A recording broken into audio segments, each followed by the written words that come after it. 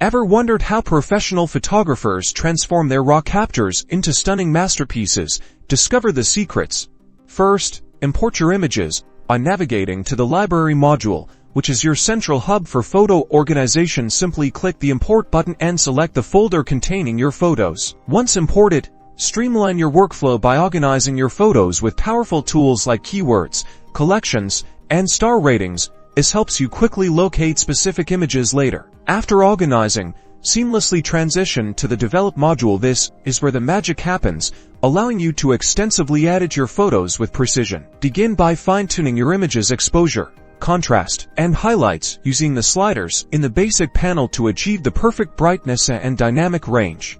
Then, delve into color correction using the HSL color panel, where you can individually adjust hues, saturation, and luminance to make colors pop or subtly blend. Once your edits are complete, it's time to share your stunning creations. Lightroom offers various output modules to suit your needs. You can use the Print module to prepare your images for printing, the Web module to create online galleries, or the Export module for sharing in diverse formats like JPEGs or TIFFs.